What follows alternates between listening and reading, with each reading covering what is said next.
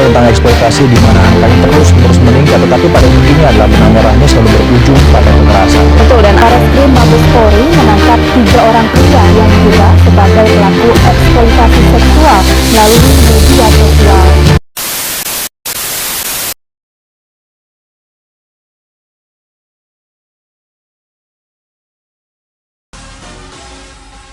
Namanya Rani. Usianya baru 8 tahun. Di layar, dia menari lincah. Ribuan mata menonton, ribuan jempol menyukai. Tapi, di balik setiap gerakan itu, ada pertanyaan yang tak pernah terdengar. Apakah ia menari karena senang? Atau karena dunia maya yang memintanya terus bergerak?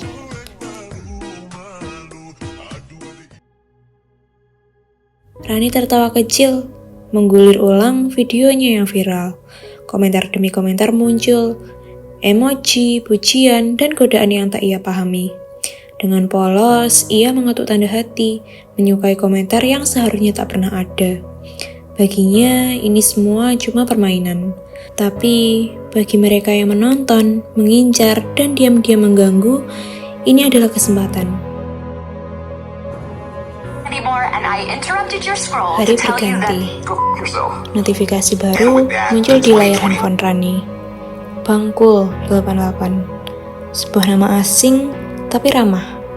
Awalnya hanya sapa, lalu pujian, lalu permintaan, dan Rani mengira itu hal biasa. Rani terus bertukar pesan dengan akun anonim tersebut. Sampai akhirnya, akun tersebut meminta Rani mengirimkan sebuah foto.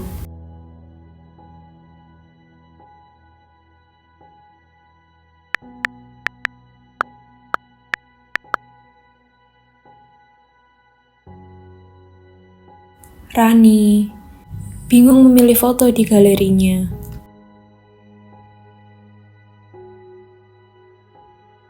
Satu foto dikirim, balasannya pujian yang bukan untuk anak seusianya. Rani membaca pesan itu, matanya berbinar, wajahnya merah merona. Ia tersenyum kecil, salah tingkah. Tak tahu bahwa kata-kata itu bukan pujian biasa. Baginya, itu perhatian. Bagi sang pengirim, itu pemburuan.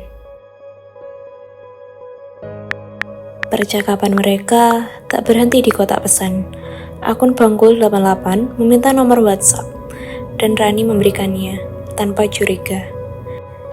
Di ruang obrolan yang lebih pribadi, godaan jadi lebih berani. Bisa kirim foto lagi, tapi yang lebih terbuka. Ya, Rani diam, bingung, tak nyaman. Ia menolak. Tapi, datang satu pesan baru. Abang bisa transfer. Buat jajan Rani, 50.000, 100.000, lebih kalau Rani mau. Di tempat lain, seseorang sedang tersenyum. Pesan masuk lagi dari Bangkul 88. Katanya, seksi banget.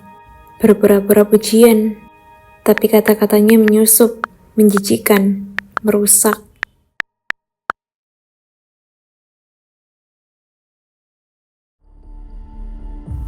Malam datang. Rani tertidur. Tapi mimpinya tidak tenang.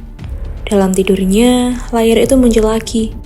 Layar yang dulu dia senangi, kini berubah jadi ancaman.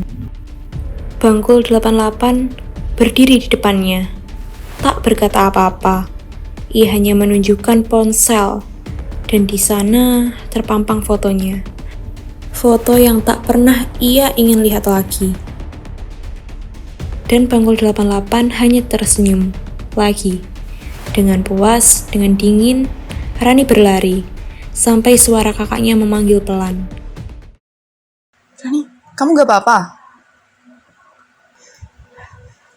Gak apa-apa, Kak. Beneran gak apa-apa? Gak apa-apa, Kak. Yaudah lanjut tidur lagi ya. Iya.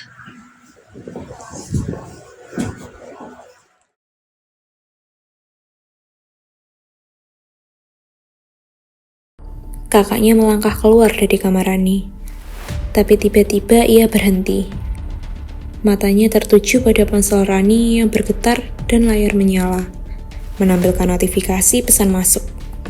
Dengan rasa penasaran yang berat, ia membuka pesan itu.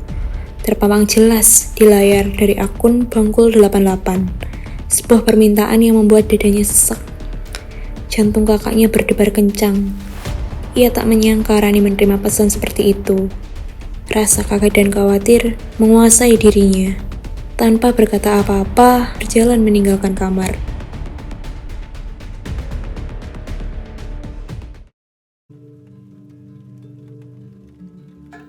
Rani. Kenapa, Kak? Sini, duduk sini dulu. Kakak mau tanya. Kakak mau nanya sesuatu ke kamu. Apa? Ini siapa? Gak tahu? Bukan siapa-siapa. Gak mungkin gak kenal. Orangnya aja bilangnya kirim pap lagi, berarti kan kamu udah pernah kirim foto sebelumnya. Rani tetap kekeh kalau ia tidak kenal dengan pemilik nomor tersebut.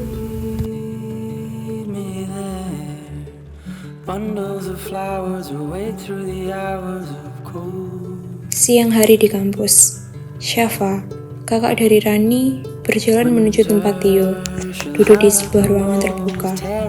Tio, yang dikenal sebagai anak IT di kampus, sedang asik mengotak-atik laptopnya. Kenapa? Adikku lagi kena masalah nih kayaknya. Masalah apa? Aku tadi itu habis mergokin HP-nya adikku. Terus kamu tahu nggak apa isinya? Apa tuh? Syafa menceritakan semua yang dialami adiknya kepada Tio. Tio sampai syok mendengarnya, seakan tidak percaya. Syafa terus memastikan Tio, lalu ia meminta bantuan kepada Tio untuk melacak sang pelaku.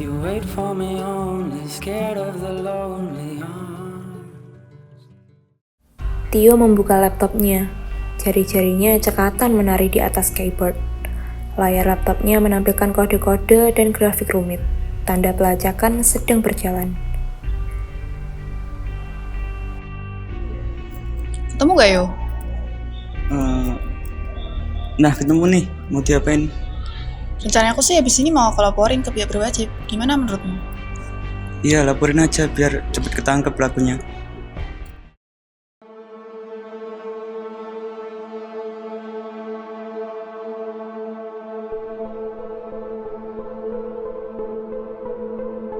Keesokan harinya, dalam situasi yang cukup sunyi, Syafa dan juga Tio, mereka berdua berjalan menuju ruangan seorang petugas kepolisian. Mereka masuk ke dalam kantor polisi dan menemui seorang petugas yang bertugas menerima laporan. Kenapa kalian sini? Jadi gini Pak, adik saya tuh lagi kena kasus itu sih eksploitasi anak. Tadi saya mergokin HP-nya, ada nomor gak dikenal, minta kirim foto yang gak senonoh, terus itu dikasih imbalan. Mau ditransfer gitu sih katanya. Untuk pelakunya sudah diketahui apa belum? Atau ada yang lain? Saya tidak mengetahui ceritanya Pak.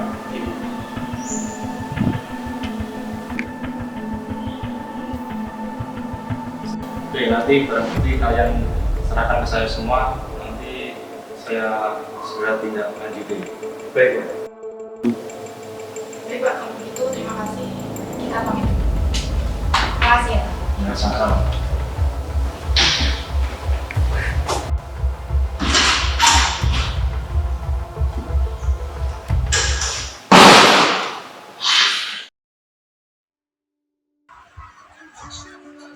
Rani?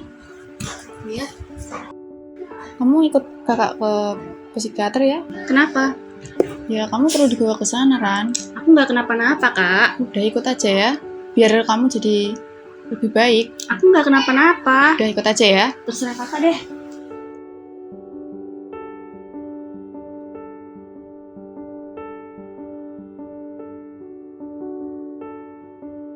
Hari itu tiba. Rani mau dibawa ke psikiater. Di ruang yang sunyi dengan cahaya hangat, Rani duduk, tak banyak bicara. Tapi untuk pertama kalinya, ia merasa mungkin ia tak sendiri.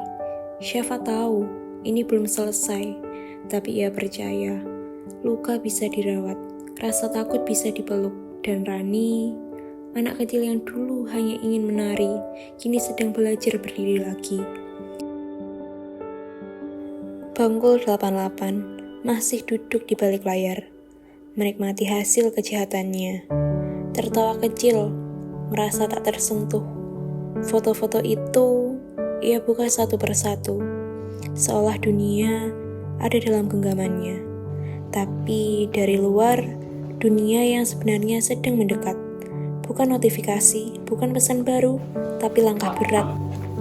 Tidak ada pintu yang diketuk, tidak ada aba-aba, hanya teriakan minta ampun. Tangan yang dipegang erat dan tubuh dipaksa jalan. Dan Bangkul 88, si penebar ancaman, tak punya sinyal lagi.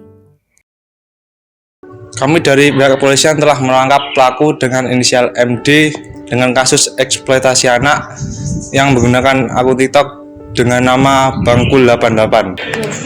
Kami segera menindaklanjuti pelaku tersebut. Rani kembali muncul di layar, tapi bukan lagi dengan joget, bukan dengan tawa kosong yang dulu ia paksakan.